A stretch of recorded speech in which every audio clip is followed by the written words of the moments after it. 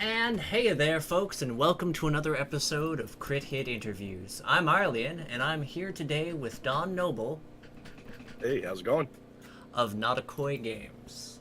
So, I'm supposed to start off most of these things. We just sort of like to get the audience to know a bit more about the actual developers behind them. So, in your case, I'm gonna ask a bit of a nerdy question here. So, what's your favorite game? Well, this is Soul Calibur. This is probably one of my favorite games of all time, I guess. I've probably spent more time playing Soul Calibur and making everybody mad at me. you know, that's probably one of my favorite games. And it's probably kind of controversial, but I love all the Soul Calibur games, but I particularly loved 5, and I know like anybody who plays Soul Calibur is probably gonna hate me to death for saying that, but the character customization on that, I spent so much time like making every character, like from Ninja Turtles to like Pinhead to Freddy Krueger, whatever, that I turned it into like this ultimate cast of characters you could play to fight each other. So that was probably Soul Calibur is probably my top, but then also games like Diablo 2 and stuff like that, like those loot grindy kind of games where you could like keep maxing out your character and Kill I stuff, think it, watch them explode into a loot pinata? right. I think it's character customization that gets me off is what brings me back to a game over and over again. I Fair think that's enough. yeah. I mean, I get that for Dark Souls because of just Yeah. how That's it another works. game. That going and trying it for different builds. I mean, as far as controversial goes, at least you didn't say Dead or Alive Volleyball. I would have been like, "Arr." No, no, I've never played that game actually. Okay. And anything recent you've been delving into? Uh, to be honest, the last few things that I've really been kind of playing, since we started game development, I haven't had a whole lot of time to play a lot of like, especially indie titles. But what I end up doing when I do have free time is like modding the hell out of like Fallout 4. I spend more time modding the game for character customization, and then I'll go in for like an hour or two and play it. And I'm like, you know what? I can mod this even more. The And then one. that's Wow. No. Sorry. I just. The one time where someone was talking about like modding a Bethesda game and Lovey's nowhere near to go and actually be a part of the interview. What you do to Fallout, she does to Skyrim. Just uh, I nice. uh, I also do that to Skyrim too. Oh God. Okay. Yeah, it's like it's almost just like collecting Pokemon, which I've never really played, but I know that's probably sacrilege to some people, but I guess I was just old enough where I missed that kind of craze. But to me, it's like collecting all these mods. I'm like, I want to turn this game into a zombie apocalypse, like survival horror, you know, and it's like it's never really meant to be that, but that's what I will do to a game. I don't know why, because I love the apocalypse, I guess. I don't know what it is Fair about enough. that fantasy. Yeah. So, next question I have for you is what exactly got you into game development and was it something you always wanted to do?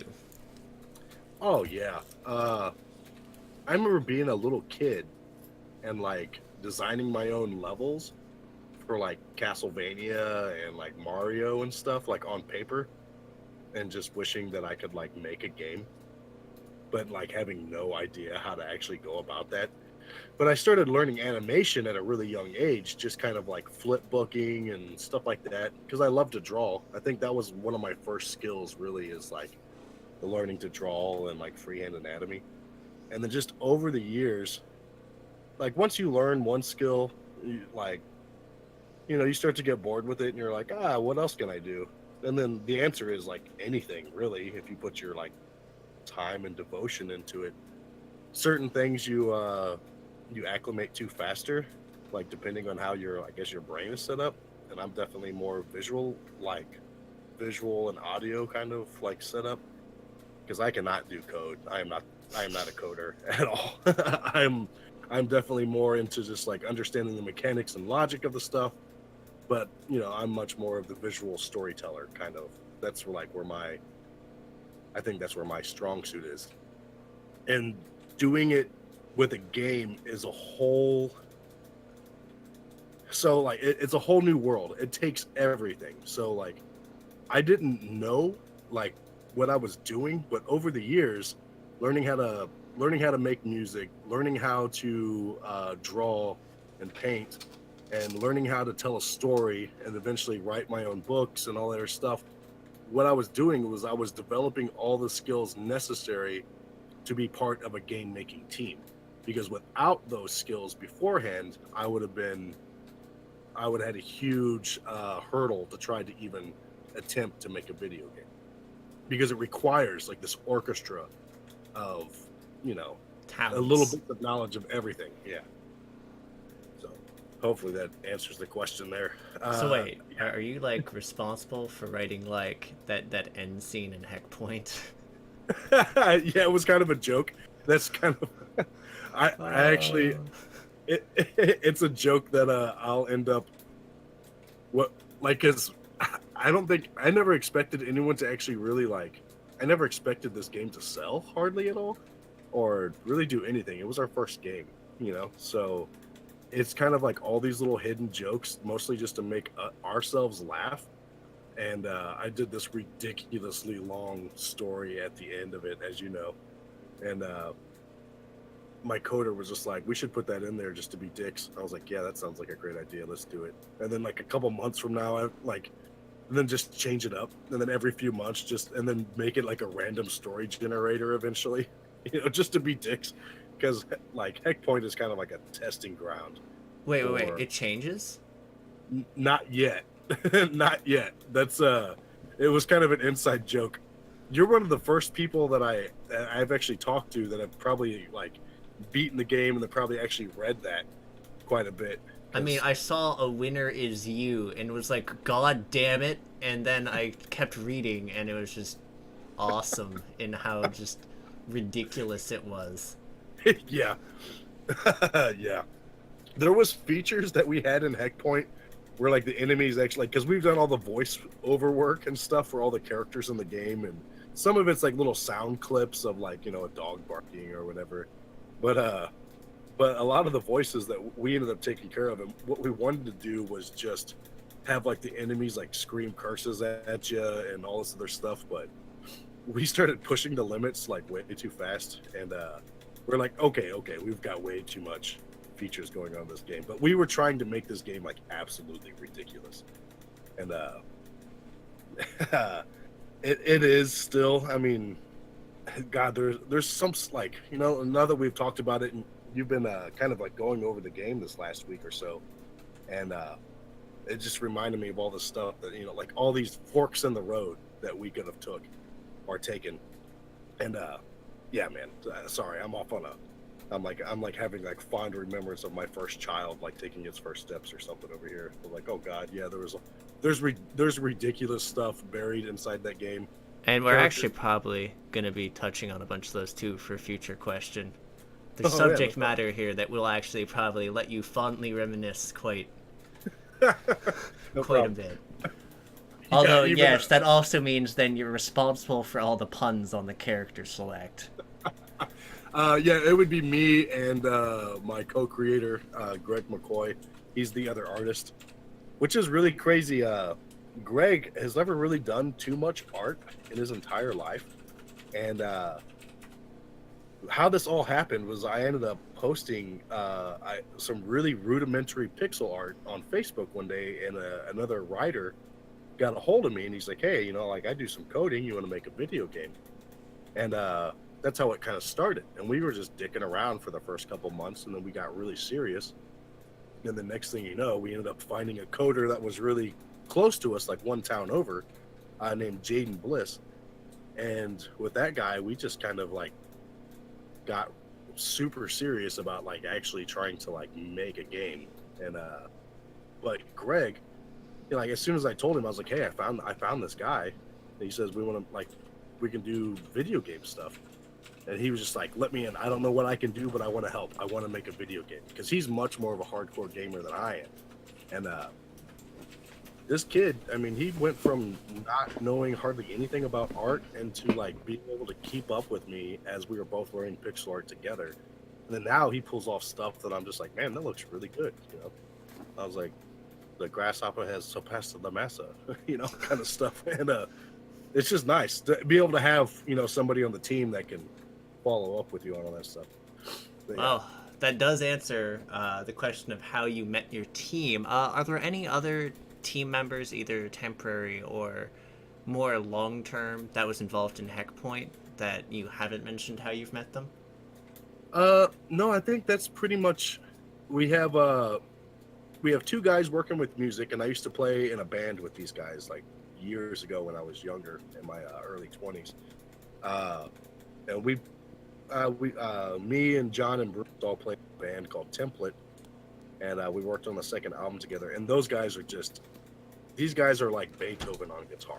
They're like, I'm a decent songwriter, like I'm a decent lyricist, but those guys, what they can do musically is so technical that when we started making this stuff, it was just common sense. I was just like, hey, do you guys want to make some music for a video game? And they're like, yeah. Like, and so they've created so much music for video games that they're like, we have an access of music that we haven't been able to use yet, because they can create it much faster than we can make the video game. But yeah, I mean, there's even tracks for Heckpoint that like some of the best tracks aren't even in the game yet. So it's just like, they bust my balls about it. I mean, John was literally like last weekend just busting my balls about it. He's like, that was the best damn track off all this, and you didn't even put it in the game yet because there's a world that isn't in the game yet. And he's been, busting my chops about it. But a lot of these guys, like John and Bruce, John, he's my cousin. I grew up with that guy. Greg is one of my best friends. We went to high school together. We played music together, and we were actually in the process of creating our first board game when the video game kind of took over. So the board game is pretty much still like almost finished in like a prototype phase that we've got like a year of like massive testing and all this other stuff behind it. But then when we had the option to make a video game, we were just like, well, oh well, board game. It's been sitting there on a shelf until we, because I mean, it's just much more exciting to make a video game for me personally, anyway. But that's something that we do need to wrap up. So yeah, a lot of these guys, and Jaden Bliss was I mean, he lives right down the road from us, and it's like one of those really weird, because we're out in the country, like we're in the middle of nowhere, kind of outside of St. Louis. Like it's just nothing but like trees and grass out here, and like fields and cows and stuff. So it's really kind of funny to me that when I put the call out for motor, that a guy that was like literally 10 minutes down the road, who's like, this guy can do anything, literally, but he's just like right down the road from us. And I was just like, wow, that's crazy. The games that he wants to make are like so far beyond us, because he's more like 3D game making, and I don't even know how to touch that stuff yet. It's like, I don't even know what to do with that yet. So that's why we're kind of like entry level doing pixel art and kind of retro gaming and stuff like that now, because that's the bridge where we can actually all meet up and work together on. So on that subject, actually, like what sort of skills has game development required you to put to use, and like where and how did you develop them? Over it, a lot of it is like, some of it is definitely like, if on the artist side for me, there's stuff that I haven't even been able to do quite yet. But even like, say, creating your trailer, like for your video game, like I made the trailer. So it's like, you had to have a background and understanding film editing software and little bits of cinema. And it's like, it's stuff that I worked in and around with other like creatives and stuff, but I never, like, I made some short films like when I was younger and stuff, just kind of dicking around and learning the trade. But I mean, it's every little thing. I mean, from learning how to draw, learning how to make music, learning how to like tell a story. I mean, it's every little thing. For me, I think what really started all of this was comic books. I used to love comic books as a kid, and I hated books, which is funny how it flipped around and I ended up writing novels instead of making comics, is that I loved the art process of it. But then I started making my own comics, and I was just, well, I guess I have a story. So that's how I started teaching myself how to write and like tell a story, is because I was like, well, this comic, I'm like, I can draw a pretty cool comic, but it's pretty lame without a story, I guess. So it's all these stepping stones that kind of lead into each other. And then music came along, and I was, like in my mid-teens, all like, a typical teenager artist, like writing sappy poetry and writing weird stuff and experimental fiction. And I found out by the time I got to music that I had basically written songs. Like, I didn't even know what I was doing, but I had basically had this whole catalog of like albums that I'd written. And then once I had figured out music, it was just a matter of blending the two forms together. So then next thing I know, I'm able to kind of like create my own album art, create my own music, write my own lyrics. And it's all these stepping stones that lead to each other that when I look back on it, there's like a logical progression, but like it's that whole master. It felt very none. organic for you.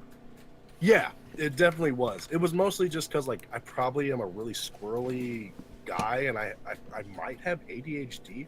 I have no idea, but like I love learning new stuff and I love picking up new skills. But after a while, once it becomes like, once I get used to it and I can play around with it a little bit, I automatically want to learn something new. And I'm just constantly like cycling through learning stuff that I might be good at and I might not be good at, because none of this stuff is natural. Like, none of this stuff is intuitive. And I think it's the biggest thing that anybody as an artist has to learn, is that artists aren't born, but they're forged. And it's basically you getting used to failure and getting used to disappointment. And once you can overcome that hurdle and just knowing that you're always going to suck, that's going to, like, once you get over that, then you can actually start like getting onto the path of actually making products. When you get over yourself, you're like, or over criticism, and you're just actually working and knowing that you're going to get better through the many failures, is like, that's what ends up making a good artist. Not because you're like, genetics decided that you were going to be an artist. Because I've seen people, like even on my own team, like my buddy Greg, who'd never really done art at all, go from like never really doing art his entire life to within a year or so doing some amazing pixel art animations. It's just like, you just have to have a little drive and determination, and like, your brain is a supercomputer. It's going to be painful, and you might cry and get frustrated and like throw your stuff around your room sometimes because it sucks. Because it will humble you really fast. But yeah, that would be my main thing, is just like, you have to like, I'm not insectoid. Like, I can't just, like, I'm not a machine. Like, it's all very organic. I was like, about to be like, what do you mean by insectoid? Like how insects are just like, Oh, it's for like the hive? yeah, well, they're like, they have a very specific function. That's all they do. And like, the human being, I don't think is that. And there's some people that you meet like that, I think, like a doctor that just does brain surgery, but he doesn't know how to work a microwave. You're like, like, he's so specified into one thing that he's really good at that, but just like regular household common chores, like, he always, like, anytime he tries to cook, he starts a fire. It's that kind of what you call it, allegory or metaphor or whatever. But yeah, man, it's this whole web of steps. Like, you can enter at any point, I think, and find yourself, like, as long as you keep working and crafting that skill and then picking up other little new skills, don't worry about being like a master of it, because that's just like, that's an illusion anyway. Like you can get good, but even the guys that think they're masters, they still think they suck, So I think a lot of people that are just like, well, I suck at this, I should just give up. That's just, once you overcome that hurdle, and just be prepared to suck. That's the whole process. Like that's why you keep coming back to it because you want to like not suck. But the joke is that you always suck in your own head. You will never be satisfied, you know. But that's what keeps bringing you back because there's a lot of things. And I might be rambling here. What is it called? Oh God, there's a phrase for it about like too much repetition of one thing, you get tired of it. And I can't remember what the hell it's called. Monotony? Yeah, there's a phrase, and I can't think of it right now. Too much of a good thing? Well, God. Man. Diminishing returns. That's the phrase. Diminishing returns. That if you do something over and over again, eventually you're going to like whittle the joy out of it. So that's why it's always good to keep learning new skills and then blending those skills together to keep diminishing returns at bay. Otherwise, you can get really good and focused at one thing, but then you just get super, and then it becomes work, and then you're no longer playing with the art, and you're no longer enjoying it, and it's just become this bland, lifeless process. And that's the kind of stuff that I like. Like you can see that. Yeah, I want to avoid that at all costs because like I want to have fun. Like I want to entertain people. I want to entertain myself. And if you're just churning out like bland, lifeless oatmeal, it's like, good God, we already have enough of that in life. So actually, to interject here, and speaking of entertaining, now I do believe originally Heckpoint started out as a board game. No, it was actually Beer Run, I think. Right. That started off as a board game. Right. Kill that editor. So sorry about that. So it's like, oh, you're right. I know one of them started as a board game, and I was just wondering, was it so Heckpoint was always meant as a video game then? Yeah, Heckpoint was always a video game. Okay, so scritch that, Mr. Editor. I'm going to revise this. So I'm going to actually... And 3, 2, 1.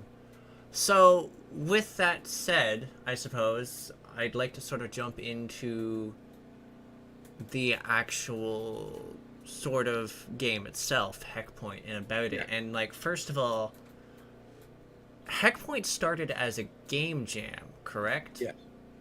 So could you tell me a bit about, I guess, its initial creation and how it came to be, what was inspiring you at the time, and what you wanted it to be? I think it was when we first started working on it as a game jam, we were interested in destructible environments after playing what is that? Not Smash Bros. Jesus Christ, that Broforce. And we're like, you know what? Maybe we could make something like this, but instead of like these small levels, maybe we can do like an infinitely generated that you could wreak havoc through. And that was kind of like, yeah, can we do this in a couple of weeks or whatever? And we did. We created the base systems there. But then, you do that and you're like, well, what else can we add to? And then next thing you know, it's a month and you're like, well, what else can we add to? It's 3 months. What else can we add to it? And it's 6 months, and the next thing you know, it's a year. So it was a game jam that just never died. We just kept going with it. I think mostly to learn the skills, because like our coder, he's really good, but there's just stuff that he's just like, yeah, we could do that. He's just like, I've never done it, but I know I can. It just might take me some time to do it. And so we basically just kept throwing ideas at the wall, like, what if we could do this and this and this? And that added a lot of development time, and it turns out that was kind of a nice decision to constantly just keep shoehorning stuff into the game. But yeah, it started off mostly just kind of like emulating the original concept was kind of like to emulate Broforce and Risk of Rain a little bit, but then add in some RPG element. But we knew we could do the basics of like Risk of Rain and Broforce. That wasn't so much of an issue, but it was the question of like, how can we add RPG elements in this? And that's where we ended up kind of getting into trouble. Yeah. So actually, speaking on that, what were amongst the hardest challenges when making Heckpoint? Oh my God. A lot of it, I think, was getting into. I think the hardest parts for us wasn't enemy AI took a little bit, but it worked out. AI is a really tricky kind of. It's one thing if your characters are walking on a platform that is like is just indestructible. It's a lot easier to code AI, I think. But we were also new to this, that trying to figure out enemy AI, like how they react to like land suddenly disappearing, can they jump off an edge and all this other kind of stuff, that took a little while. But to be honest, the stuff that gave us the most headaches was like menu stuff, like creating a shop, creating like the functions of like tying all this stuff together, like making sure that all of that works. We built the basics of it fairly easily, but it was like it's always like this cascade of problems. Like trying to tie in like money to the shop to your and Unity was really fickle. Like we're getting better with it now, but we first started trying to create like user interface systems for like the shop and the locker and stuff like that. It was a pain in the ass. Good God. I mean, we fought with that thing left and right. Just every little thing. It was like, it took a while because, it was a new skill that our coder was also learning. And then also just like the functionality of it was because you have the idea in your head, like this is how it's going to work. And then you draw it all up and you try to put it into the game. And then you're just like, nope, nope. So you end up making concessions to try to work with the technology to make it work. And it changed some of the design. And I think that was our biggest issue, really. It was like the gameplay itself wasn't so bad, but it was more of the functionality of user interface systems and like RPG elements that exist in the game. Those were the biggest hurdles for us. Which kind of sucks because most of our games going forward are going to rely heavily on that stuff. Because, like I said, I'm a big fan of Diablo 2, and I want all that loot, man. I want all that dynamic loot, So, yeah, I read on your site that you guys were fans of like Diablo 2 and also like Castlevania, and I need more Metroidvanias in my life. Yeah, me too. I was really excited to see games like Dead Cells and stuff like that. It's just like, oh my God, like I want to make that, because basically my dream game as a kid was that I always wanted to make was like I played Castlevania Symphony of Night. That is the Metroidvania. Right. So I played that game, and like I'm a latecomer, so like I skipped out on a lot of that stuff. Like I remember playing the old Castlevania for Nintendo, and then I skipped out on some of those like classic games for like a long time. And then I came back to Castlevania. My buddy had it on like a Nintendo DS, and I had a weekend off, and I fell in love with that game. And I was probably like 25, 26 years old at this time. I was like, how have I denied myself this pleasure? Like, this game is so amazing.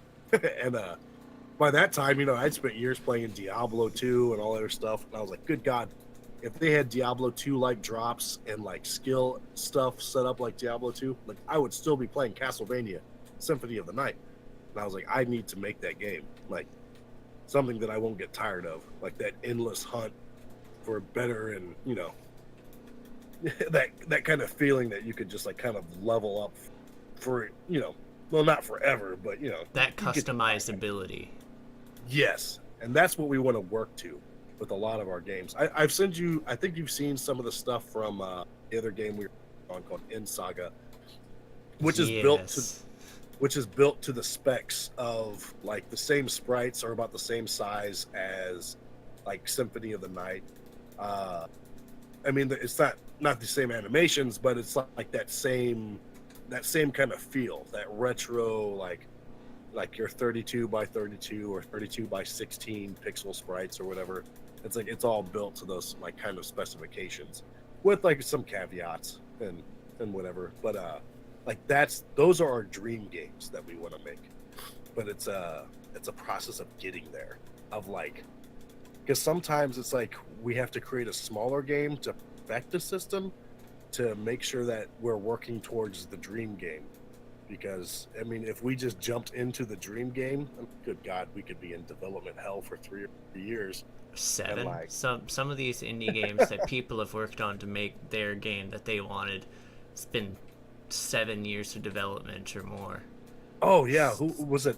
Owlboy or something? That was like, Owlboy was a long time. Iconoclast was a long time. Stardew Valley was a long time. What is it called? The Cape Story. Cape Story oh was yeah, a very long time. Uh, so yeah, yeah, I so far Bloodstained has been a while, and that's like a larger team. right. What's another one that's been a bit? The Homestuck game was actually in development for a fair amount of time.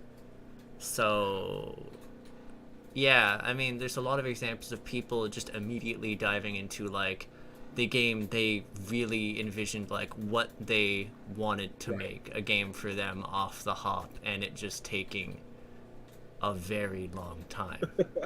Oh yeah. Uh, that brings me basically to like, so our first game, like the first game, Heckpoint. Well, that's actually our second game. We created a smaller like app game, phones, called Zombie Brain Bang, which is basically a whack-a-mole. We did it in 2 days. It was just for shits and giggles. But what happens is like I get terrified of those super long processes just because of life in general. Because you don't know, like, is like, is your other team member going to want to do this a year from now? Like, Is he you going to don't be know. married? Is a piano going to drop on him? Right? Is he going to get in a car wreck? Is he going to lose his job? Like, and we're a small team. I mean, essentially, the guys that are making art and design is just one coder, and then there's like two pixel artists, and that's it. So we're a very small team. So while we were making Heckpoint, I think the biggest stress of that game was just this constant question of, can we even complete this? Can we do it? And that stress was relieved, like once we got to early access and got into Steam and got in there. It answered the question is yes, but you're still going to suck. It was like that On was that note, though, on that note, so normally I ask, is there anything that didn't make it into the game that you really wanted? And we've sort of talked a little bit this on the side, but you've also, and it flicked to mind because of the mention of early access again, but you've talked a lot about the evolution of the game between how you envisioned it and its development across early access into the full release. So, in this regard, is there anything that didn't make it into the game that you really wanted, and is there anything, and how did the spirit of the game change across from its game jam incarnation to its full release? oh yeah. There's like I said, we were big fans of Diablo, and what we really wanted more than anything was to be able to, you're running through this destructible, to be able to have an inventory system like Diablo. So something would drop, you'd be able to pick it up, put it in your inventory, and then use it. Have all this other gear. But the So like more is, Risk of Rain there. yeah, and like, but in a very like, I mean, essentially, take Risk of Rain and literally throw like a Diablo 2 inventory system into it, and like that's what we wanted to do, but it was proving very problematic for us. It's like, well, we could do one or the other, and we're already so far along at this point. So like, there becomes that question where you're like 6 months in, and they're like, do you really want to do this? Because if we do, we have to like basically take apart the whole game and start fresh. And you're just like, Jesus Christ, that took a long time just to get to this point. You're like, do we want to take that step? Because by 6 months, you're already starting to feel like the workload. You're starting to feel the wear and tear working at this game every day. So that was kind of like one of the punches in the stomach. Like every decision is a fork in the road, and that's one of the ones that I would like. I wish we could have like got it into the game, and that's something I almost want to add in any one of games is like because that gets me hooked, you know. Like that's me and my co-creator Greg. We're both like we love that stuff. Like maybe that's part of the reason we're friends is because we're so alike on some of those tastes. But that was definitely one. There was a lot of other stuff that we kind of took out of the game that was kind of like probably not necessarily R-rated, but just like we were gonna do all kinds of inside joke stuff, and like even the character Xenobear is based off of a really short series of books that me and Greg wrote called Sex Bear: The Legend Continues, which is this ridiculous, over-the-top, stupid fiction that we'd make stupid pictures for, and like because you could do it, nobody could tell us no. We're like, what if we just wrote a stupid Sex Bear: The Legend Continued? Sex Bear Too Drunk to Drive, and then it just so there's all these like subtle other jokes that I wanted to really add into the game, but then you also got to think you're like, well, some kid is probably going to pick this up from the Steam store, and like how far can we go with like of course there's like, but then you think about like Grand Theft Auto, you're like you could do anything, like why not? But at the same time, it's like a pixel art game. You're like, how far do we really want to go with these jokes? Like, because this stuff gets really weird. So we try to, like not go too crazy, but it's in there for us more than anything. Like, the only reason like Sex Bear his name is Xenobear, like super alien Xenobear or something in the game, but it was just us like kind of sliding one in there, for our own personal. All right. So you've all this is more of our conversations, but you mentioned how things changed across early access, and the final product of Heckpoint is a lot different from how you envisioned it. Yes. Would you care to elaborate a bit on that? Well, I think it was a matter of it's one part us pushing to see how many systems we could include, and then it's also another part of trying to appease like some of the players and stuff like that. And I think the game it was just getting too ambitious for our small team, and not that we couldn't do it, because I mean we obviously did it, but there's a lot of like forethought and planning that you really need to kind of like do beforehand, is what we learned, before you really start kind of just like shoving stuff in.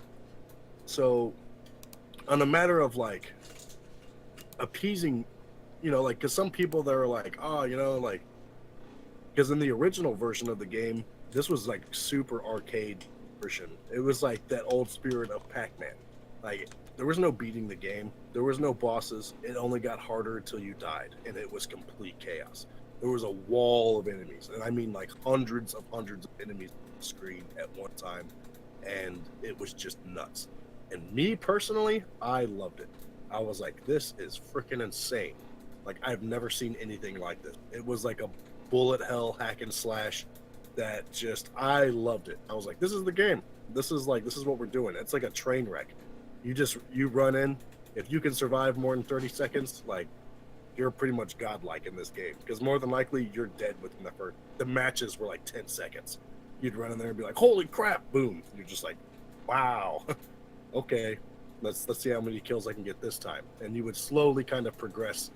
Well, you went slowly, but you would progress that way, and then build up better weapons and so on and so forth.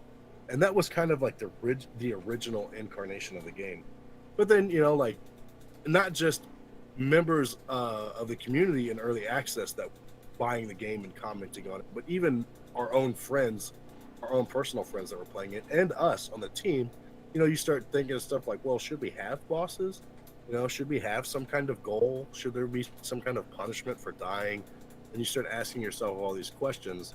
And then sometimes it's better just to stay with that pure small vision, especially with an indie game. Now I know that, but back then we didn't. And So it just really depends on how much time you really want to like spend on that stuff. But there's definitely like there's forks in the road, especially with how some of the RPG elements are in the game. That I mean, they work, but I'm just like, it's not what I envisioned, like how it should work, So, but you got to figure out one way or the other out, like getting in there and doing it until you have some kind of feasible system. Sometimes even that's a nightmare, as you experienced yourself this last week. Is like you've been helping us find bugs. That's amazing. I really appreciate that. It's Hey, like, good I did God, how long has QA. bugs have existed? We thought this was all good, So it's kind of one of those crap your pants moments. Like, oh no, what did we do? Yeah. Fair. Uh, but actually looking at that, so Heckpoint is out of early access now. It's released. So what do you feel works really well in Heckpoint as it stands now? I think if you're looking for a quick kind of like arcade kind of experience to kind of blow off some steam, like if you're not looking to like play Witcher 3 or Breath of the Wild and like invest your life in the game, if you want some quick fun to jump into a game and shoot some stuff, just kind of like, almost like in a like casual chaos, I think it works good there. But I think that's really it's only real strong. It's like it's really kind of just meant to be an arcade, kind of quick in and out, something that you have a little fun with. And I don't think it was ever really meant to have the depth that it has. I mean, it does have a lot of extra stuff in it now that you can kind of spend some time grinding and getting to. But I think we could have probably taken a different approach and just did it slightly different, where those same mechanics still work, but it was just approached in a slightly different. All right. Do you have a favorite memory of watching someone play Heckpoint? Yeah, we actually had a tournament at our buddy's house. He's got this big like he took his basement and turned it into like this huge like nerd park, and with a big projector screen. And so we had a $10 pot. You'd throw $10 in the stuff, and then you would jump on the game, and then see how far you could get a high score. And then after the tournament, where had the highest score would win. And this was back before we had automatic fire, where you could just hold the melee or hold. Oh, so you're like rapid tapping this thing. Oh God, yeah. So people's hands would like fall asleep, and they were literally like they had just had a lobster claw they were like smacking the mouse with, and that was hilarious to me. But then everybody complained like we have to have some kind of auto fire in here because this is ridiculous. I cannot. Welcome to the Nerd Battle Dome. Yeah, exactly. And basically, it was who could like use their hand as a club the longest, like would win the game. And I was like, this is a little ridiculous. But it was also like, because man, we had it. The game was also set up back then where there was no PG elements really, as far as, well, there were, but we put on this thing called Thrill Seeker, which is just one hit, one kill. So we'd go in, and you would go until we would set the game to the highest difficulty and hopeless. We would go to Warpath, and then you would see how long you could survive. And for most people, that's just a matter of seconds. But then, if you get good enough at it, you can actually, play for a minute straight and like go, holy shit, like that was insane. But so we've dialed some of that stuff back. Like I thought it was funny. I loved it, personally, but I guess apparently I'm some kind of dick because everybody's like, Jesus Christ, Don, like dial it back a little bit. This is it's just chaos. And I'm like, I know, I love it. Like, it's just, there's like, you get better as you start to learn it and stuff like that, but it was hard. I'll admit there was a few lazy moments in the game where there was a bunch of stuff happening, and I proceeded to shoot a hole in the ground and just burrow underground towards the other end of the screen while ignoring stuff. Yep. That's that was definitely a thing. Which brings up, like, there's enemies that we never put into the game, like these drones that would come up from underneath to prevent that.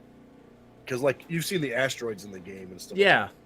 So like if you fly too long and just try to avoid battle, we start punishing you with these meteors. Uh, there was going to be an opposite version of these drones that came up through the ground. Like, so if you just stayed underground for too long, but it was really kind of like hard trying to figure out when they knew, like how far, like the Because like the system. asteroids actually still pop up even when I'm fighting. Yeah, It- sometimes they will. If you stay in the air too long, and there's certain levels as well that just naturally rain meteors. Uh, so I think the Bone World or Destroyed World, they have like where they just naturally rain meteors, but like they don't turn off until you land back on the ground. But it's mostly because one of our friends, the guy that won that jackpot, that game tournament that we hosted, he would just exploit every little weakness in the game and do that stuff. So he was like, that guy was basically who we were fighting with as we started advancing the game and trying to create. Because he would just like he would push the game. He was like, oh man, I can avoid all of these battles. He's just like, I don't even have to fight anything. I can just in the air. Well, damn it, Cookie. Like his name's Chris Cook. So we're like, well, shit, man. Like the point is to fight. He's just like, well, if I don't have to, I'm not going to. I'm just like, okay. So how do we punish Cookie? Was that that was like that's how we're. All right, let's throw in some meteors. Like eat that, and then he got really good at like just taking those out, and we're like, oh god. It's like let's put in some of these like ground drones that chew through the ground. But for some, we were having massive issues with this for some reason. I don't even think it was those because there was a rebuild that we had to do like almost a year in, because the code had just sprawled out so much that it was just like you couldn't adjust anything without it just like causing errors. Impossible to navigate. Yes, and I'm pretty sure like our coder just wanted to like choke us to death because we'd be like, I have to rebuild this game, and we'd be like, nah, it'll be fine, just shove it in there. And he's just like, it's not going to work like that. Yeah. So now we listen to him better. Like when he says that stuff, I'm like, okay, yeah, you're right. Yeah. So, are there any further content updates or features that you may be considering implementing in Heckpoint? Oh yeah, as long as the game is up and it's in our repertoire of products, there's always going to because there's stuff like I said. You'll notice in the base how there's like 6 levels on the one side, and there's just 2 worlds open on the other side. There's other worlds that we've already made that aren't in the game yet. So it's literally as long as the game even though it's out of early access, like I don't think we'll ever truly be like done with the game. It's just while we're developing new games, we might have to slow down on some of the advancements on Heckpoint. But as long as it's up in our repertoire, there's going to be stuff that's going to be coming out with the game. And like we were talking earlier, maybe doing even the classic version of the game of how it existed as it was a game jam, which was a beautiful idea. I love it. And just the run in, die horribly, run in immediately again, maybe die horribly 5 seconds later. Yeah, just a chaos mode. Apparently, I was the only one that liked that. Like I loved it. I thought I was like as soon as we did that, because it was an error that he had the amount of enemies on the screen, because the game was very casual before that, and then we had all these enemies, and then he accidentally added in this input where it just literally put hundreds of enemies on the screen. And as soon as he's just like, oh my god, I messed something up, but you should check it out, and he sent me the build, and as soon as I played it, I was in love. I was like, that's the game. And he's just like, what do you mean? And it reminded me of this old car crash game I was talking about, where you just rode down this hill, and the whole point was to kind of like destroy as much stuff with your car and throw yourself throw yourself through a windshield and try to destroy as much stuff with your body in a car as possible. And I loved that game. Like it was a really simple kind of childish kind of game, but stuff like that, like as I get older, I don't have a whole lot of time to like play massive world games or like invest 300 million hours of my life into Warcraft. So sometimes just like having a fun novelty game to pick up and like get some laughs out of and stuff like that was it's kind of like where we wanted to start with, like making games, because it's like, well, you know, we're a team, we gotta pick our battles, because we obviously just can't create Diablo 2 right out of the gate and then do all this crazy combo moves and stuff. Like we can, but we would be like, you know, we wouldn't be talking right now because we'd still be in development and we wouldn't have been on Steam. You know, we'd still be developing this damn game. Yeah. I mean, I would have actually still known of you because I found you through like the indie Facebook group. Oh yeah, that's crazy. Yeah, forget about that. So currently, you folks are working on a Beer Run of the Dead. Now, Yes. that game is a bit interesting because not only is it a video game, but it's also a board game, or at least was. Yeah, and it's based off of my first novel. I wrote a book called Beer Run of the Dead, and it is. I've been a big fan of zombie stuff, like way before, like since I was a kid, like the original Dawn of the Dead, like Return of the Living Dead, like before the zombie stuff really blew up. I was a diehard fan when I was a kid, and I always told myself, like, one day I'm gonna make a zombie movie or make a zombie and add my portion to the playground, and I'm gonna add my own portion to the playground. And when I was about 25 or so, I wrote the first screenplay, and it was like a 140-page screenplay, and worked with a guy named Rich Moyer, animator, and he basically, like, you know, schooled me on how to actually, like, you know, write a screenplay, because I hadn't really written since like high school or something. And so I got back into screenplay writing, and then it sat for a while because I thought I was going to get it picked up. There was this marvelous time for a moment that I thought I was like a 25-year-old kid in a band, and I thought my dumbass crazy buddy comedy zombie movie was going to get picked up by this studio in LA, and it all fell through. And, you know, I was like, oh, that's. But then a year later or so, I ended up turning it into a novel, and it kind of like spearheaded a lot of this stuff. And it's a very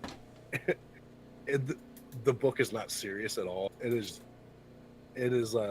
super just like, it's outlandish. It's kind of zany in a way, but like it plays with the rules of reality, but it stays pretty close to like George Romero kind of stuff. But it's very much like a buddy comedy, you know.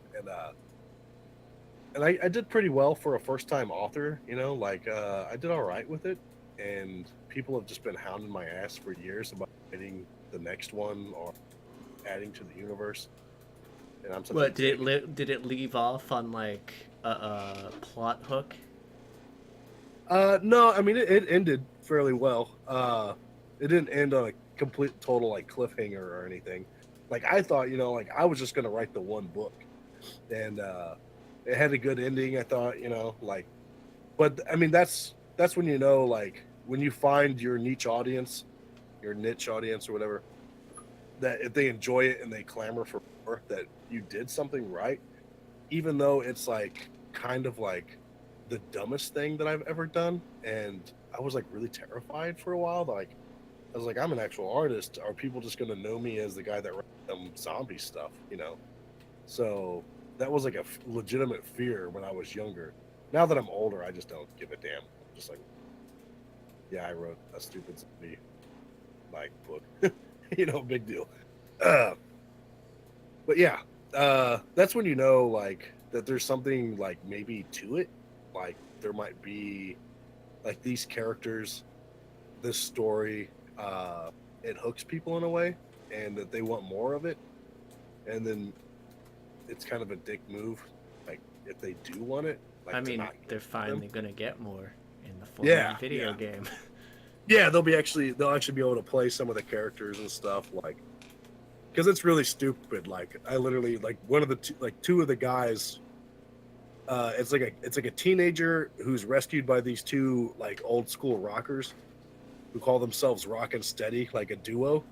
Oh and he's like God, making like the Teenage Mutant Ninja Turtles characters. and he makes fun of them for it, you know. And they like, but they grew up at a time where they didn't know about Ninja, and they're like, we had those names before the Ninja Turtles, blah blah blah. Because like these two characters, these two guys are literally based off of two guys I used to do roofing with, who are like two ex-cons, like 80s hair metal, like did way too much cocaine, like like these guys like Rock and Steady are based off of these two like lovable idiots that I worked with for a long time, and I just thought it was just me being a dick, you know. It was kind of like me, like kind of like it was an inside joke with these guys. I ended up putting them into the book that it worked around with, and people always they're like, because that's even in the book. Like as soon as like, because that's not their real names, that's their stage names or whatever. And like it's like a running joke inside the book where like everybody's like, oh my God, like Ninja Turtles, and they're like, no, God damn it, you know. So it's just this, it's like a nonstop. The whole book, I mean, every single page of that book is just mostly just, it's just Silliness. so much. Yeah, it's just cheese. But there was like also a lot of like concepts that I was playing around with, like that always disturbed me, like in any kind of zombie movie. Just like, listen, if they can't bite through a leather jacket, why are you walking around like with your skin exposed? You know, like Jesus Christ. There's like, you could go raid like if you were near the ocean, you know, like if you could find something that had like those wetsuits that could like stop shark bites. Like a goddamn human mouth isn't gonna bite through that stuff. Like even if you like duct tape your stuff up, it's gonna make it really hard for a human to bite through certain things, especially like leather.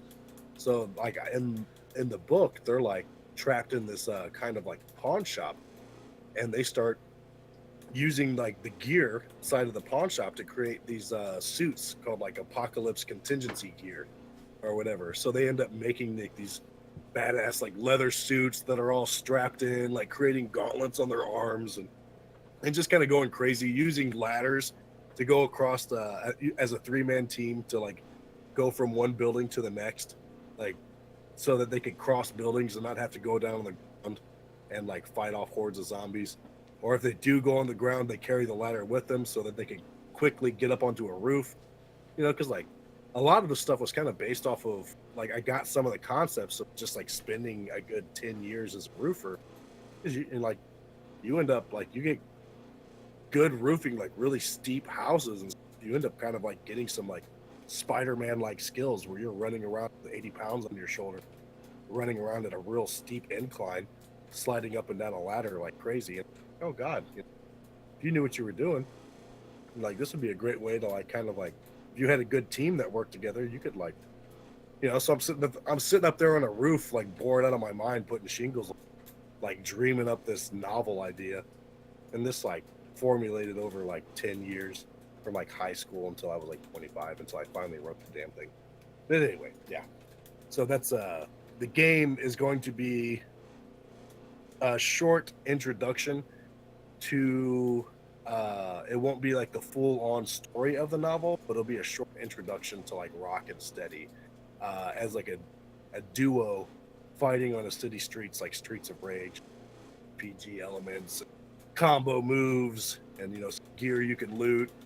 And I think the interesting thing we're doing with like instead of like gaining a level to increase a stat is that like certain food items will drop and you'll walk over them and they'll permanently increase a stat that way. So like the more you kill and the more stuff that drops, you like an apple or whatever, and it'll like increase your dexterity permanently. So you could like that's how you An apple a day keeps the zombies away. Yeah, exactly. And just having all these tons of different little consumable items along with some Diablo gear. It won't be full out Diablo like gear. It'll be pretty close, but it'll be a very limited like inventory system kind of stuff. So only a few slots to tinker around with. Yeah, I think there will be like 5 is what we're planning on now. Like your head, chest, arms, legs, and a weapon or something. Yeah, and okay. The 5 slots that you can put on.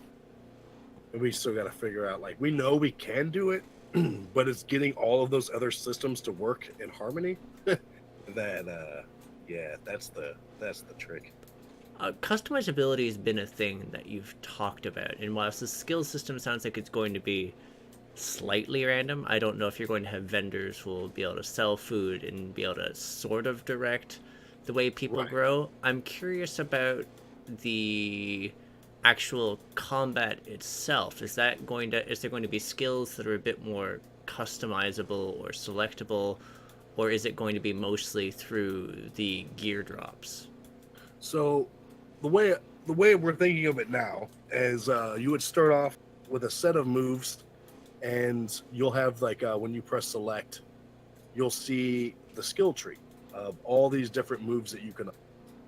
So a lot like Soul Calibur, you'll have bottom button like A on an Xbox or what will be block, and then you have your X, Y, and B will be your main moves. And off of each one of those moves, you could do like forward, forward X, down, up, Y, down, like all these different kind of like Mortal Kombat, the streets thing.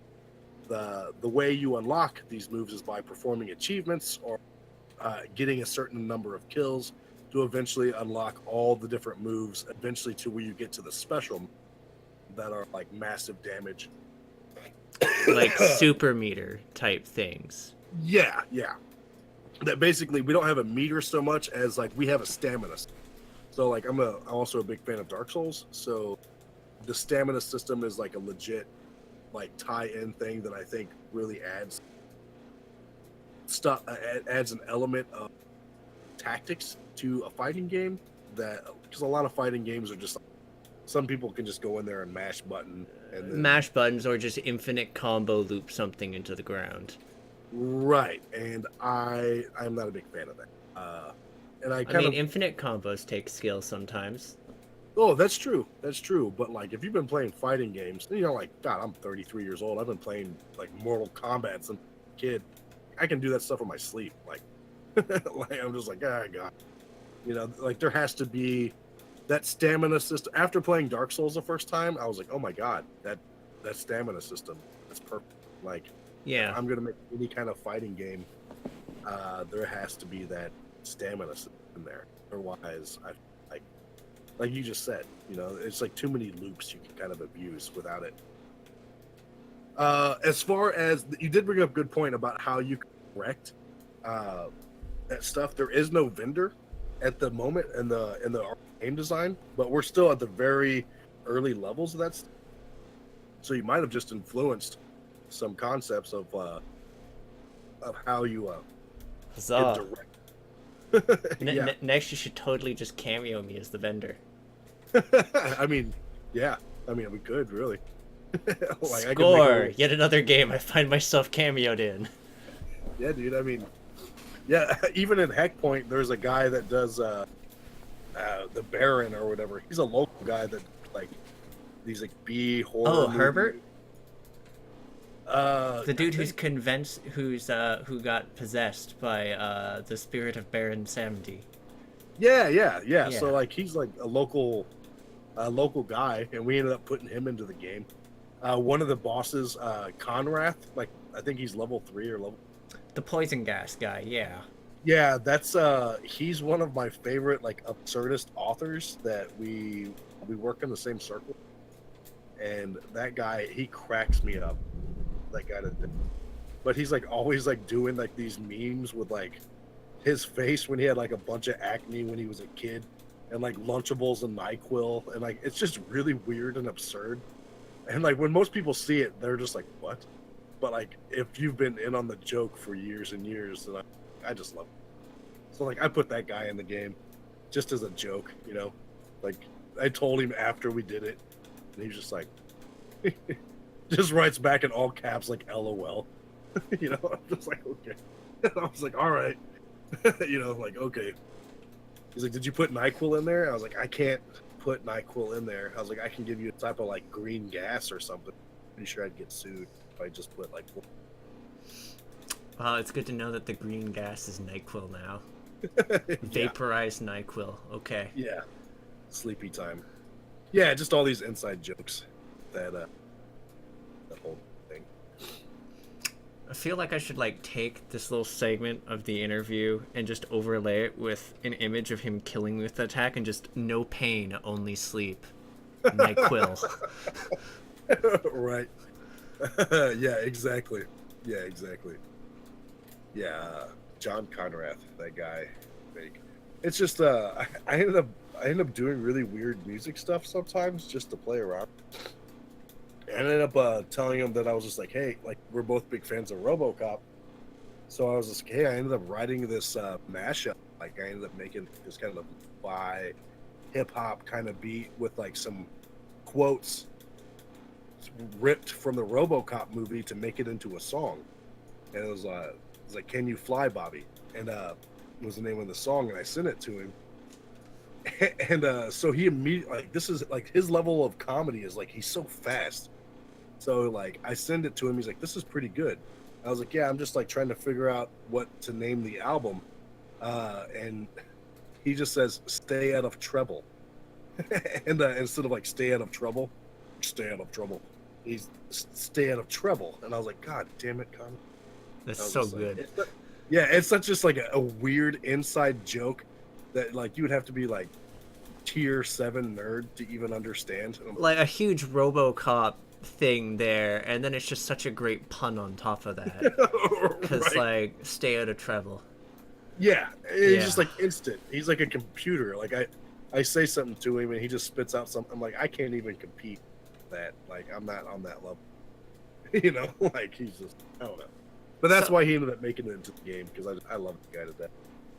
He cracks me so up. you've talked a lot about Beer Run as a video game. Uh, did it start out as the video game incarnation, or did it start out as the board game? It started out as a board game because we didn't before we found a coder. Both me and Greg tried to make a video game, and I was like working with like Construct 2 or something, like visual coding platforms, because I was trying to learn the language, and I was like, man, I really like this, and this is going to take a lot of education to learn. Maybe I can try visual, and then I even sucked at that. So I was like, wow, like it's not that I'm like I was making stuff, but I was like, this is it's Hard. very limited. It's hard, but it's like the visual coding stuff is also very limited. And what you can, the freedom that you get with language compared to like those visual kind of coding things seems like it's very limiting. And so there's stuff that I was trying to do that I just couldn't find the tutorials for. And of course, you know, you have Star Wars in your head. What you're actually producing is like not even Star Clash, and it's just terrible. And you're like, what am I even doing? You know. So then we found out that we could make a board. And me and Greg had, you know, we played a lot of Magic the Gathering when we were younger and stuff. And I was just like, man, like we could make a game. So that's what we spent quite a bit of time, like going to buddies' houses, like, having beers, prototyping, like with the big whiteboard, and little miniatures and stuff like that, like figuring out how to play a very tactics-based board game based around Beer Run of the Dead. And that's how it started. And that was actually the very first video game we started working on with our very first coder named Sean Kelly, and he's a guy we still work with. But it was also we were biting off more than we could chew because we were trying to do that 2D side scroller. You can climb over everything, like it's almost like what is that game? Dying Light, but on 2D side scroller is what we were kind of doing, and we were doing all of that just fine. But what had killed us was the AI was like crashing our system every time. And we could not figure out what the hell was going on. So that's how Heckpoint came along, because we had to like, we all sat around and cried like, well, Beer Run is dead. We can't do it. We suck. Let's try to start small and see what we can do there. Because obviously we can do some, but let's see what we can do there.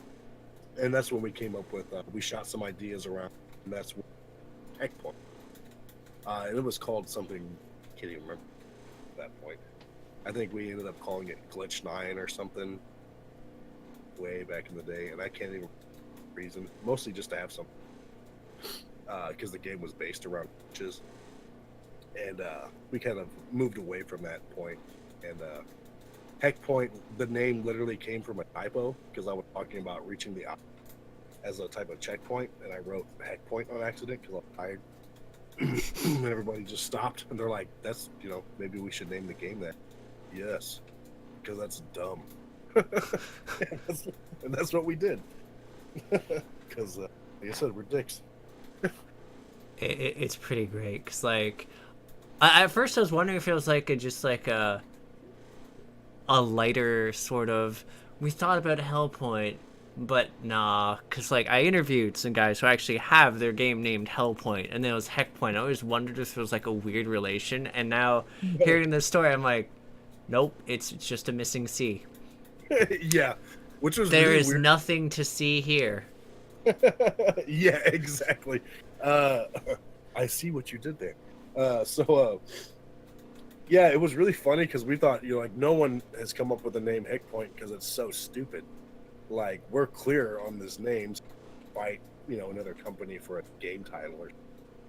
And then I think we were in early access for like maybe a week or two, and some guy had left like a review online. It was just like, talking about Hellpoint. I was like, Hellpoint? What the hell is that? And I was just like, oh god, now people are gonna think we're copying like this much better game than ours. And I was just like, we just legitimately did not know that it. And I was just like, well, damn it. Oh god. Yeah. So, question: Beer Run as a board game, does it still exist? Is it still going to exist, or is all that focus going into its video game incarnation? Oh, it'll still exist. I'm actually like, I have the box right over here, the full blown. We have all the cards. I mean, after this conversation, I'll actually a bunch of like some of the cards and stuff because it's a mix of tactics and card stuff. It's a little. It will come out eventually, but there's a lot of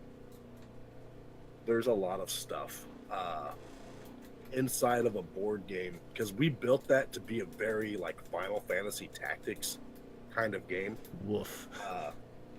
On a board game, which can get complicated really fast. So it's like going to be one of those things where it's not like Trouble where you sit down and it's done in like 20 minutes. This is going to be like Arkham Horror where you sit down and you set the rest of your friggin' evening aside. At first it was, and it took us a while to kind of scale that down because some of the first play tests of that game were like 5 or 6. It was like a D&D campaign. That's amusing. And over like after we did that like 5 or 6 times, we could just tell everybody was. And we were just like, okay, let's try to find a way to like polish these mechanics. And that's basically what that whole progress of that board game is just us polishing and polishing until like, because the original rule book that we'd written at was like 27 something pages. It was ridiculous. So it was literally like you start off with this huge boulder of an idea, and then you're fine. Like it takes time to kind of through that until you get something that's a little bit easier for everybody to pick up. But even then, even when we scaled everything way back, we showed it to another buddy that plays like Magic the Gathering, and we pull up the board game, and he's just like, "Whoa, this is like way too much, man. This is way too." I was like, "Really?" Like, Jesus Christ! Like we scaled this back so much. He's like, "I don't even know if you should have tactic." We're just like, "Well, god damn it," like, but it's different strokes for different folks, and some people are just not going to be a big fan of tactics. It's just like, but the point of the game, like some people are like, well, you want to make a product and have it sell 1,000, 3 million copies, whatever. And sometimes for us, I think it's just we're at the point now. It's like we're just trying to like, it's like we know we can do it. Let's just make it a decent product, and like, because it's if you get wrapped up in the idea of perfection, then you might not ever complete the project, and that's not what I want to. I want to make good products, but like there's also a time where you're like, okay, this is the game. Like if you don't like it, I'm sorry, but we have to like. It's a stepping stone. This is a process. It's not the end all be all of your career, but it's just like we have to start somewhere. And that's how all of this stuff video game was literally just me showing off art from the board game. And I found a coder, and then found another coder, and we ended up working with Jaden, main. While Sean is still like kind of upping his skills on his off time. So it's been a weird trip, man. Like these last like 2-something years have like flown by really fast. But I also feel like I'm now. Just like tired. So I'm sort of worn through a lot of the questions that I normally ask, and also a few of the ones I've sort of just formulated on the spot. So currently, I'd just like to know if there's anything that you'd like to share with the audience, or any words you may have for aspiring devs that you haven't already sort of passed on. Oh, more than anything, I would say if you're going to get into it, like, man, be prepared. Be prepared for that it's going to be tough and it's going to make you cry. It's like having a kid in a way. Like sometimes you're going to be like happy and your kid's going to say something sweet and you're like, oh, I'm a great dad. And then other times your kid's just going to like all of the like ketchup on the floor and then run the house, like take a shit in your washing machine. So it's just be prepared for that. And if you don't think that you're going to be able to handle that, there's nothing wrong with quitting for a while. There's nothing wrong with giving it up and stepping back and focusing and processing your skills so you feel like you're actually like right enough to do it. Because I mean, this is a hard thing to do. It's like none of it is intuitive whatsoever. So if you don't have any passion for it, then it's okay to like step away from it. Like if you're just in it to try to like create games so you can make quick money, like I guess whatever, to each their own. But I don't think good games come out of that, and I don't think good art or decent people come out of that either. I think this stuff is more than about trying to make money, more so anything about that. It's more of a test of himself. And that's what keeps me intrigued about it, is that like how far can I go? How good can I get it? And that's what keeps me in it. And if you don't have that drive, it's okay. Like it's not the end all be all of your life, because there's plenty of other different paths you can choose. This one in particular, for whatever reason, it's worked out for us for the time being, and we're still like babies, like doing this stuff. We're total noobs, but like I'm hoping that we can like, stuff for their lives. That's my goal. Is like I want to be able to like make games until like they can put my body into like that's what I want to do, so I can just live even longer. But like or as a cyborg, or that's my goal, to basically just live forever and just create a new world, new realities to. But So actually, doubling back there for a second, because it just occurred to me, did the whole process of making a game sort of like even trying and failing to make the original incarnation of Beer Run as a video game influence your decisions when it came to making board games? And did your experience in making Beer Run as a board game influence your decisions as making a video game? A lot of the logic that works inside of a board game also works in your video game too. And that became very paramount as I understood that much more when we realized how bad we screwed up by not writing out like a game design document with Heckpoint and just doing it very organically. Oh, so extra lesson for aspiring devs, write game design documents? Yes. That's the biggest thing. That's the biggest lesson that we've learned. Have a very in-depth, any little particular thing that you can think of, especially if you're not a coder. If you're designing and working with a coder, or if there's like a collaboration there, Like, you guys have to plan that stuff out. Like, you don't have to, but if it's going to become a bigger game, it'll like behoove you to like write a game document, because it is organically going to change on you, and it's going to take on its own life, because there's going to be some concessions you make, some compromises you make, because you might not be skilled enough yet to pull off what you think you can do. So you're like, well, this is what we want to do, but this is what we actually can do. And that will change your game design. But that document will be like your Bible that you can always go back to. And it's like, sometimes you get far enough into development and somebody's like, what's this skill for? You're like, I have no idea. What did we even do this? Like, I don't know. You're like, what were we even thinking? You're like, I have no.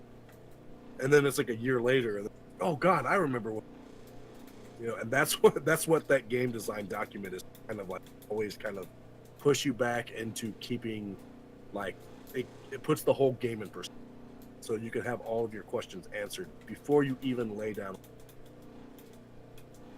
That is one of the biggest lessons of Heckpoint, and already from going from Heckpoint into starting the development of Bureau is it's just, I mean, it's night and day.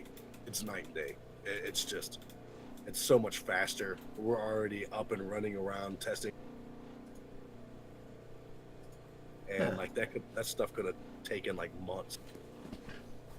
Heckpoint, because we just didn't know what the hell we were doing, and And that's sort of your experience from the board game side of things. Yep, same exact thing. Like, you have to be very clear and concise.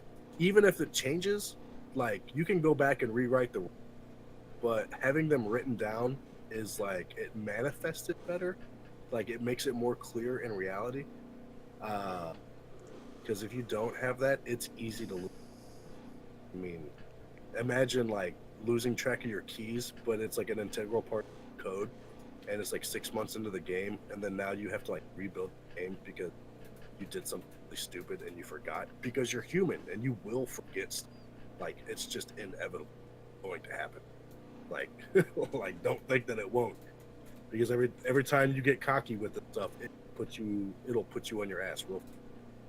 That's what we learned. I mean, I'm a grown man, and I work in a hospice. Like, I hope people die, and like, I don't cry that much. But this game, Jesus Christ, I have wept. Like, I've come home and been like, what am I doing with my life? I suck. Like, I'm a piece of crap. And then you're like, it gets so frustrating and so hard. And then you pick yourself up and you're like, well, another day. Let's keep going at it. You got to keep that morale up, keep fighting at it, because otherwise, it's almost like it's meta in a way. The game for me now is to make games, like, not even just playing games so much as it is making games. That's become like the game that I play, more so than actually like getting on to like buying a new game. And I think any kind of development, I would guess that they're probably on that. You get onto that wavelength that, like, now when I play video games, it's so hard for me to force myself from, like, I'm looking at their mechanics, I'm looking at how everything works, I'm looking at like the rhythm of their pixel art, their systems, and I'm not being caught up in just playing the game and enjoying it, which kind of sucks sometimes, as like, because like sometimes you just want to play a video game and be immersed. And if you're not, you're like, well, what am I doing? It's harder for me too now, because I've like gone through beta testing a bunch of games, and so I start looking for those parts where gameplay gets like highly iterative, or just when things are janky, it pops out to me more. Oh yeah. So no, I get that. Which actually, on that thing of like playing people's games, are there any indie projects, just as sort of a final note, that you'd like to share with the audience? Oh, well, everybody probably knows it by now, but like, I'm really late to the party on some stuff. Buddy introduced Dead Cells, and Thumbs up, yeah. Yeah, I mean, that game was just, oh my God, I was just like, the way that they did, like, that whole, like, everything's been done before, you run on a platform, you swing a sword, you do some magic, kill some guys. Like all that stuff is really fluid and beautiful the way they pull. But I think the crux of that game that finding those blueprints and then that weight of nervousness of trying to get back so you can get that blueprint back at your base. I was like, oh my god, that's genius. You know, that real sense of, you know, you're like, oh, that's a new item that I'm, but you have to like get back and like secure it at that starting base or whatever. It's been a while since I played.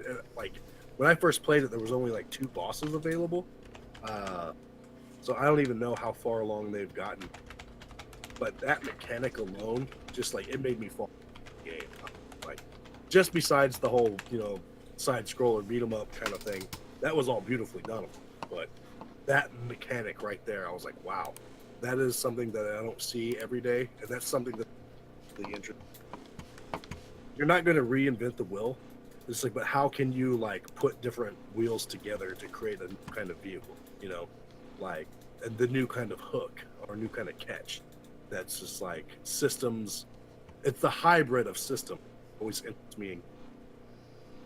I actually find a lot of humor in, because like a few of the games that are out have changed a lot. Like Dead Cells started, I believe, out of the bones of a tower defense game. Really? Like there were aspects of it, which is why some of the items are sort of like turrets. Oh, that makes sense now. Yeah, it's crazy. Yeah, it is very much not now. It's a very run around, high paced, and like they've continued to innovate and add systems.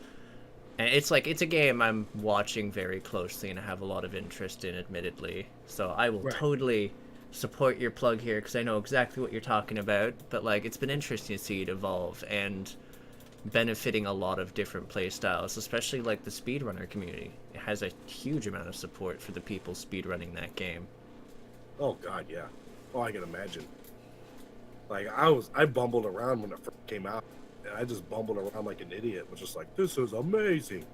Look at those sprites. You know, just I kept thinking, I was like, did they like 3D render like stuff down into like? I forget the aesthetics thing behind it, but there's some specific stuff for, and it's a very good looking game.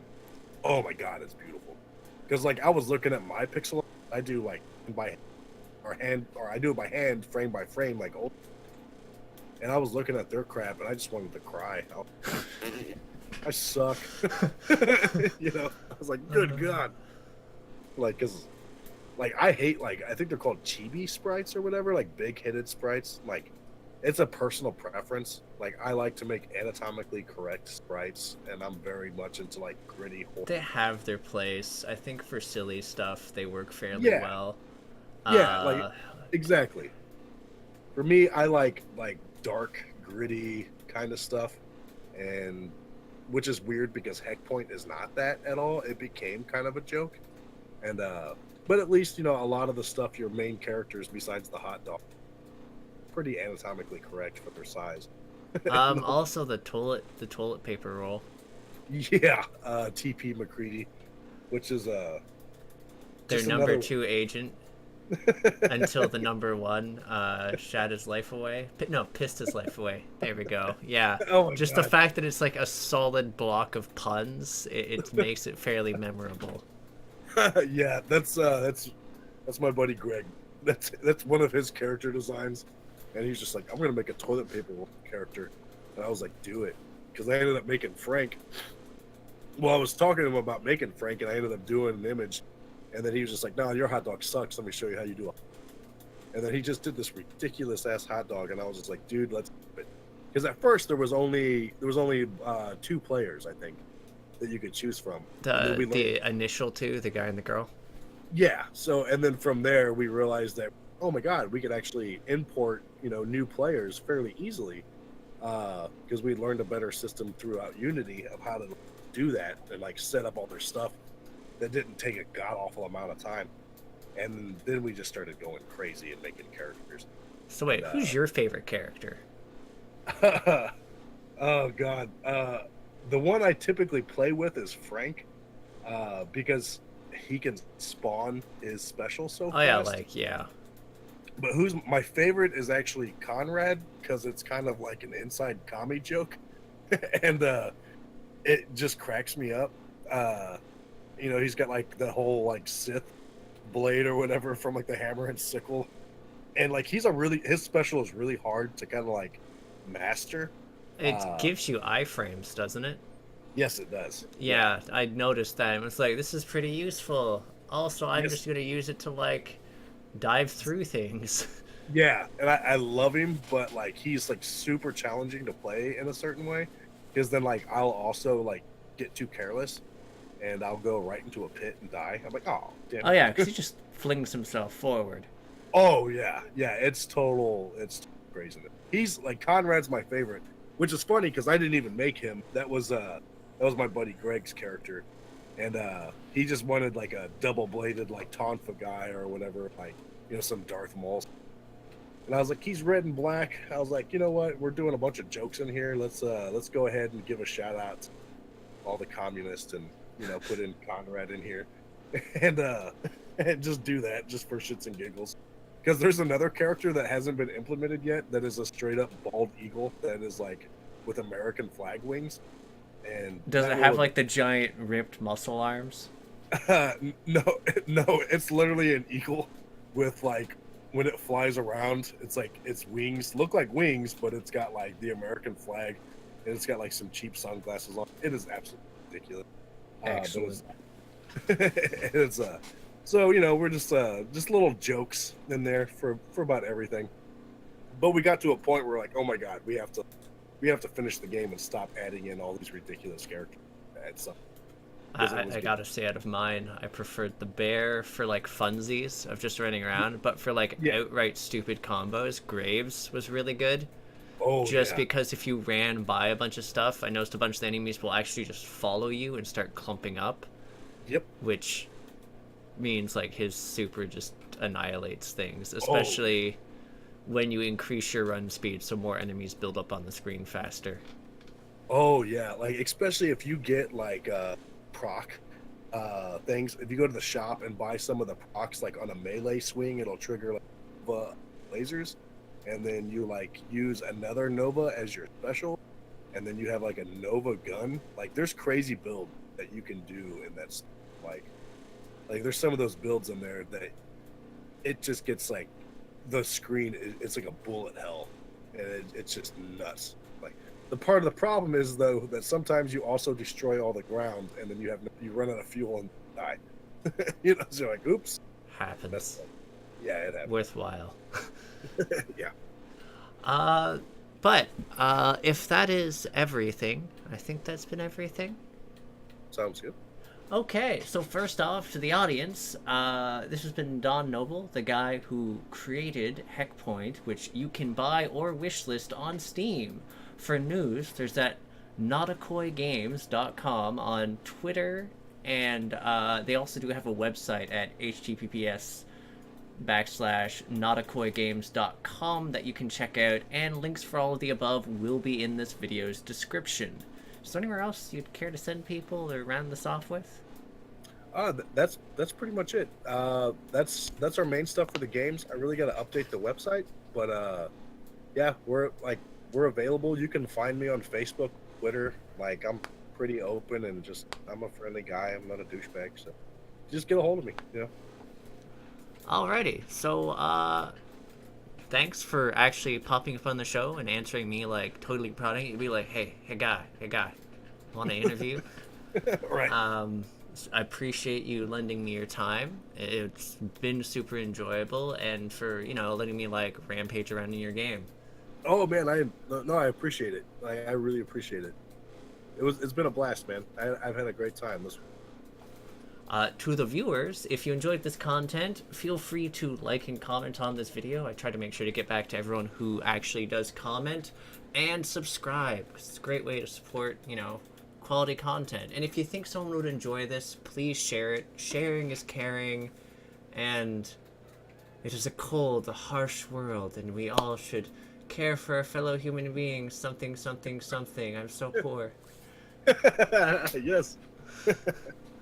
Yes. Anyways, I'll catch you folks in the next episode of whatever it is Crit Hit's working, but probably an interview. Take care, All right. folks, and see you next time.